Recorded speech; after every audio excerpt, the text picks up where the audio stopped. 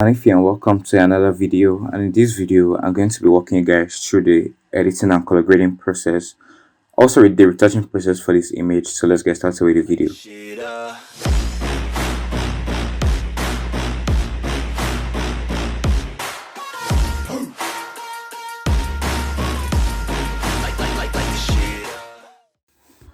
What's up guys, Hanif here. Before I continue this video, make sure to subscribe to my channel for more content like this, and also turn on my notifications to be notified whenever I drop a new video on my channel.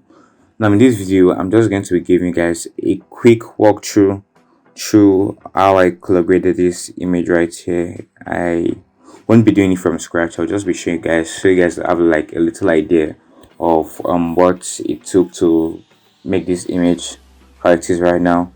So you can see on your screen right now, I did the color grading in Lightroom and I did the retouching in Photoshop as always. So this is a before and after for this image. So before I continue this video, make sure you subscribe to my channel guys, and also please give this video a thumbs up. It really helps the channel. And my 400 subscribers preset pack is coming soon, so thank you guys for your 400 subscribers. I'm still working in preset pack. It's going to be awesome, so make sure you subscribe and turn on notifications so you can get the pack as soon as it comes out. So let me just walk right through to the color grading process for this image first. So first thing I did here was increase the temperature a little bit. I reduced the exposure by a bit. I didn't want to make it too much. I brought the highlights down since the highlights were like a little bit too loud. I added a little bit of contrast here. Increase the shadows so it can get more of that skin and more details to show in the image. So I reduced the blacks for that extra contrast, and then I increase the clarity by a little bit. Most times this is as good as not even touching it, so I increase my vibrance by a bit and then reduce my saturation. In future videos I might maybe give you guys a little tip on the difference between vibrance and saturation for those who don't really get their effects. Yeah, so this is a tone curve right here. This is where like all the main color grading comes in. So what I did in my tone curve was I lifted the shadows off for that little, kind of a little bit vintage dreamy look. I lifted my blacks up, I lifted my shadows as well, so you can get more of the skin in the image. And my midtones, I brought my highlights down a bit since like the highlights was a bit too loud here. Also, that was basically what I did for the RGB channel, for my red channel. I brought my reds down a bit, added some blues in the highlights, yeah, and lifted it. I didn't really lift it up here. I didn't really do much here, so all I did was brought my red down here to add a little bit of blue in the highlights, and then to my blue, I brought the shadows of the blue down, so I add a little bit of red shadows in the image. Brought the blues up a bit. I didn't really do much there, but brought the blues up a bit to add blues in the highlights. So what I like from my image is like those cool highlights. They really help the image a lot. So next thing I did here was just reduce the saturation for my red and my orange, since I felt like it would be a bit too much. I like that little bit of desaturated look for my image, but not too desaturated, yeah. So I reduced the greens in this image and the blues as well. So even if the blues are in the highlights, I just want it to be really subtle too. Also, I adjusted the hue of my blue to a little bit to -29. I like leaving it around there, not too much here, just somewhere around here. Also, I brought my greens up a bit here to I like that rich greens most times.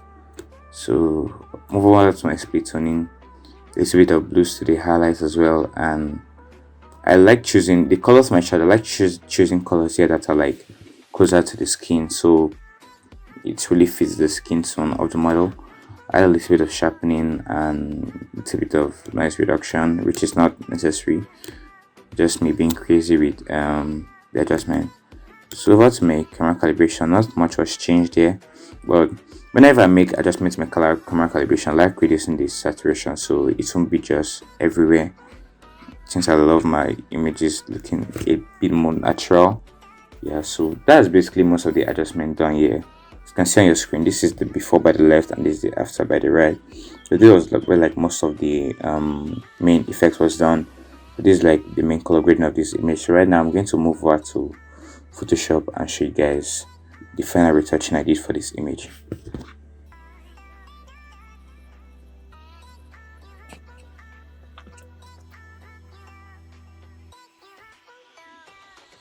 So moving over to Photoshop here, first thing I usually do is duplicate my background layer so I can, any adjustments I make won't affect the image itself. You can see this is a sharp image already. I nailed the focus here, so I won't have to do much adjustments here. Maybe a very little bit of sharpening. So I'm just going to do a very little bit of sharpening here. As usual, I use my retouch and I can make one for this. Then I reduce the opacity. I like keeping it between 0 to 30.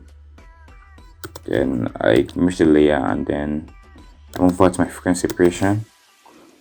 To retain more texture, I usually bring it up to, as you can see here, 6.4 pixels. If I want less texture, I will bring around maybe 3 to 4 pixels. Yeah, so move out my low frequency layer and then switch to my mixer brush tool. These are my usual settings for mixer brush tool. In my previous video was literally a frequency separation tutorial, so if you don't have any idea of frequency separation, I will advise to go to my previous video and watch that, then you can return to this video. So next thing I'm going to do is just brush over this image.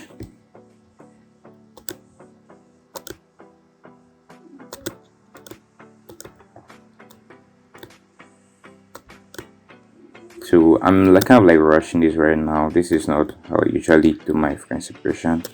So just for the video purposes, I'm just showing you guys the process used for this image right here.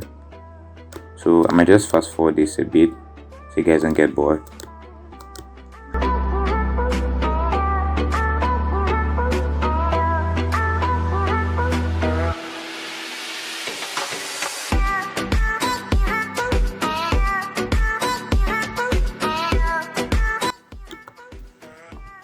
So I'm done with the low frequency layer right here. Next I'm going to do switch over to my high frequency layer where I take care of all the acne and all of that.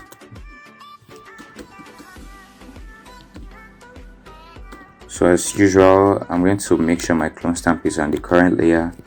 I'm going to like sample and click.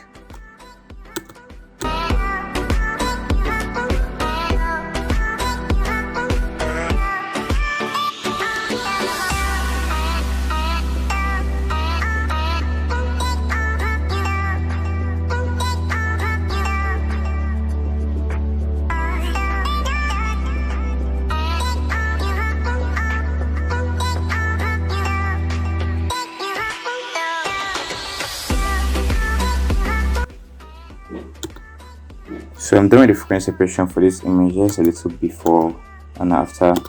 So just light frequency separation here. So next thing I did there was maybe just whiten a few things and then we're done with the image. So I usually use my whiten teeth tool to whiten her eyes and whiten her teeth as well. I feel like it gives me better results than using the actual whiten eyes tool.